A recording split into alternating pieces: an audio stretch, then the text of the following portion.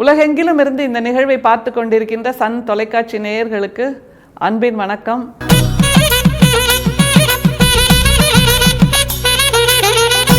வள்ளல் பெருமானோடு பயணித்துக் கொண்டிருக்கிறோம். ரொம்ப இயல்பான ஒரு தத்துவத்தை இன்னைக்கு சொல்றாரு. என்னை பார்க்க வேண்டுமானால் தங்களை பாருங்கள், தங்களை பார்க்க வேண்டுமானால் என்னை பாருங்கள், என்னை பார்த்தீர்களானால் தங்களை பார்ப்பீர்கள், தங்களை பார்த்தீர்களானால் என்னை பார்ப்பீர்கள். அப்படின்னா இது என்னது, இப்போ உள்ள இந்த திரைப்பட வசனம் மாதிரி இருக்கே அப்படின்னு நமக்கு தோணும். ஆனால் இதுதான் அவர் வாழ்ந்திருந்த விதம், அதுதான் ரொம்ப முக்கியம். அது என்னது, எப்படி இதை விளக்குறாரு அப்படிங்கிறத சொல்கிறதுக்கு இன்னொரு தத்துவத்துக்கு நாம் போகணும். அது என்ன தத்துவம் தெரியுமா? தயவை விருத்தி செய்வதற்கு தடையாக சமயம் சாதி இருக்கிறது. இது இரண்டையும் விட்டொழித்தால் ஒழிய நம்மால் பொதுமை தன்மையை உணர முடியாது அப்படிங்கிறார். அந்த பொதுமை தன்மையை உணர்வதற்கான வழிகாட்டியாகத்தான் என்னை பார்க்கணும்னா உங்களை பாருங்க, உங்களை பார்க்கணும்னா என்ன பாருங்க அப்படிங்கிறார். அந்த பொதுமை தன்மைனா என்னது? பொது உடைமை தத்துவம் என்பது பொருளாதாரத்துக்கு மட்டும்தான், வாழ்வியலுக்கு மட்டும்தான் என்று நாம் நினைச்சிட்டு இருக்கோம். இல்லை, பொது உடைமை தத்துவம் என்பது, பொதுமை தத்துவம் என்பது ஆன்மீகத்துக்கும் ஆனது. அதுதான் உண்மையிலேயே வாழ்வியல் என்று இந்த தத்துவத்தின் மூலமாக நமக்கு வள்ளல் பெருமான் சொல்றாரு. எல்லா உயிர்களுக்கும் அன்பு செலுத்துவதற்கு எது தடையாக இருக்கிறதுன்னு சொல்றாரு பாருங்க. சமயமும் சாதியும் தடையாக இருக்கிறது. நீ என்னோட சாதியில பிறந்திருந்தேன்னா நான் உன் மேல அன்பா இருப்பேன், நீ என்னோட சமயத்தை பின்பற்றுவனாக இருந்தால் நான் உன் மீது அன்பாக இருப்பேன் என்று சொல்லுவது கடுகு மனசு இல்லையா? அப்படிப்பட்ட நிலையிலா நாம் இருக்க வேண்டும். மனிதர்கள் என்பவர்கள் அந்த கடுகு மனசை தாண்டி இந்த பிரபஞ்சம் வானமளவுக்கு மனசோடு இருக்கணும் இல்லையா? அப்படின்னா எதை விட்டொழிக்கணும்னு நம்முடைய வள்ளல் பெருமான் சொல்றார். சாதியையும் சமயத்தையும் விட்டொழிக்க வேண்டும். அது ரெண்டையும் விட்டொழிச்சாதான் பொதுமைத்துவம் இந்த பூமியில் வரும் என்று சொல்லி தருகிறார். எவ்வளோ பெரிய தத்துவம் இல்லை? அப்படின்னா நம்ம ஏன் அதை விடமாட்டேங்கிறோம்? ஏன் அதை தேவையில்லாத முதுகுச்சுமையாக சுமந்து கொண்டே இருக்கிறோம்? அது நம்முடைய குறைபாடு தானே. மனிதர்கள் என்பவர்கள் அன்பால் ஆனவர்கள்னு இருக்க வேண்டிய நிலையில் நாம் திரும்ப திரும்ப ஜாதி அடையாளத்தையும் சமய அடையாளத்தையும் சுமந்து கொண்டிருக்கிறோம் என்னும்போது நம்மால் அந்த மனிதன் என்கின்ற அந்த நிலைக்கு, நம்முடைய பிறப்புக்கு, நம்முடைய இருப்புக்கு நியாயம் செய்ய முடியவில்லை என்ற வருத்தம் வள்ளல் பெருமானுக்கு இருந்திருக்கிறது. அதனால தான் அவர் சொல்றார், என்னை பார்க்க வேண்டுமானால் தங்களை பாருங்கள். கோயிலுக்கு போகிறோம், இறைவன்கிட்ட வேண்டுறோம். எல்லாரும் என்ன வேண்டுறோம்? எனக்கு அதை கொடு, எனக்கு இதை கொடு, என் மேலே கருணையாக இரு, என் மேலே அன்பாக இரு, எனக்கு மட்டுமே எல்லா அருளையும் கொடுன்னு திரும்ப திரும்ப போய் கையேந்திட்டு இருக்கோங்கிற அந்த நிலையைத்தான் கேள்வி கேட்கிறார் வள்ளல் பெருமான். இறையை பார்க்க வேண்டும் என்றால் உனக்குள்ளே போ, உன்னுடைய மனசுக்குள் பயணப்படு. உன்னோட மனசுக்குள்ளே தான் இறைவன் இருக்கிறானே தவிர வேற எங்கும் தேடி தேடி போவது என்பது தேவையற்ற பயணங்கள். மனசை தெளிவாக வைத்துக்கொண்டு மனசை அன்பால் நிறைத்து கொண்டு இருந்த இடத்தில் இருந்தால் அந்த இடம்தான் கோயில், அந்த இடம்தான் திருக்கோயில்.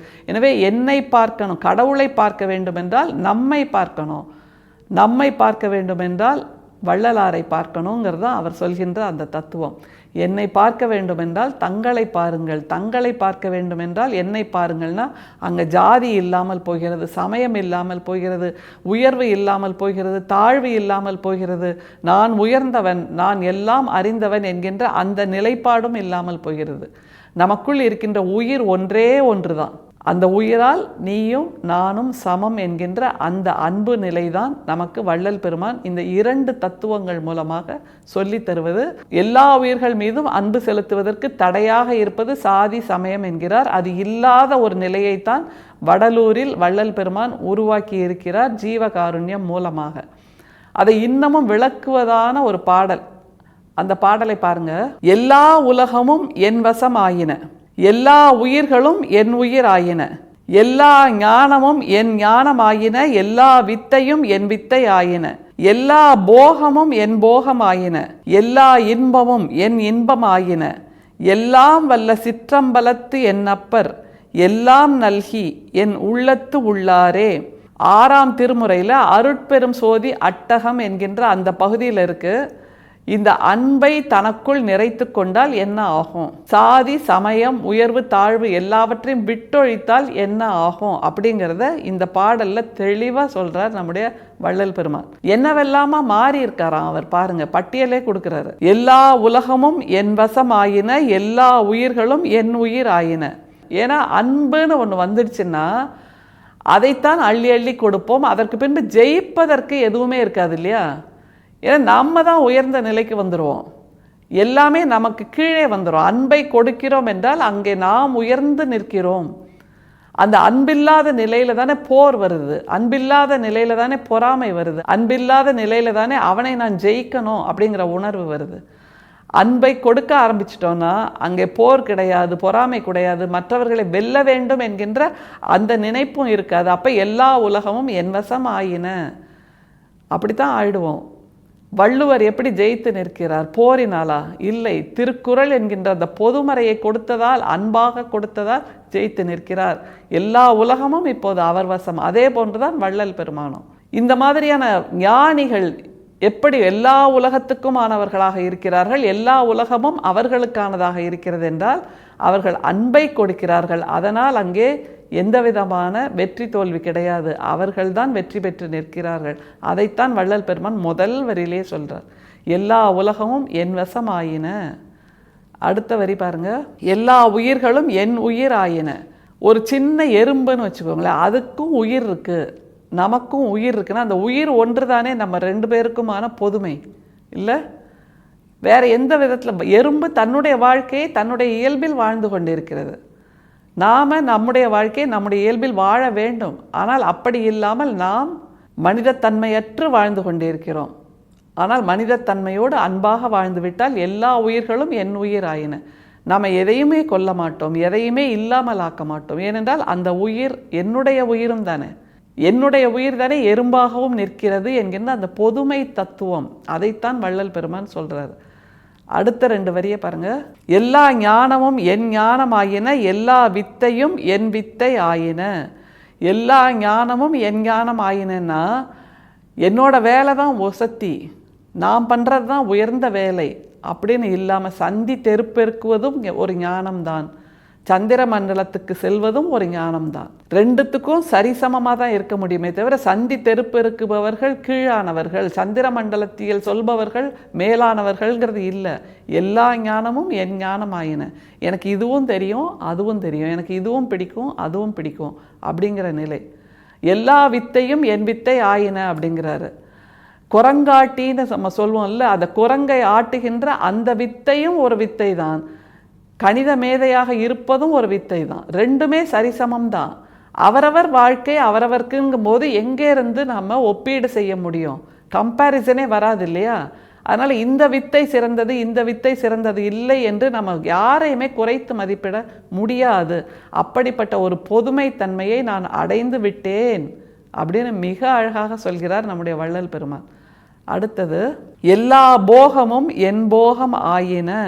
போகம்னா நம்ம உடனே நம்முடைய சிறிய அறிவுக்கு எட்டியதை போல் ஒரு இன்பம், சிற்றின்பம்னு நினச்சிப்போம். இல்லை, எல்லா போகமும் என் போகம் ஆயின அப்படிங்கும்போது ஒரு குழந்தைக்கு சாக்லேட் கொடுத்தா எவ்வளோ சந்தோஷப்படும், ஒரு பலூனை கொடுத்தா எவ்வளோ சந்தோஷப்படும்.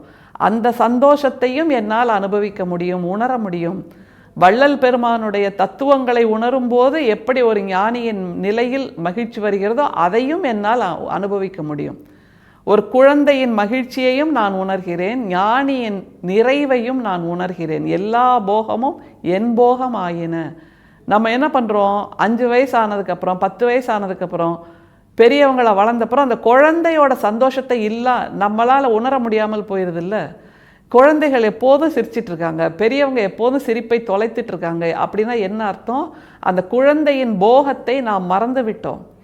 குழந்தையின் சந்தோஷத்தை நம்மால் இப்போதும் உணர முடிகிறது என்றால், ஒரு பூவுக்காக சிரிப்போம், ஒரு வானவில்லுக்காக சிரிப்போம், ஒரு பலூனுக்காக சிரிப்போம், ஒரு சாக்லேட்டுக்காக சிரிப்போம், ஒரு ஐஸ்கிரீமுக்காக கூட சிரிக்கக்கூடிய அந்த மனநிலை நமக்குள் இருக்கும் எப்போதும்.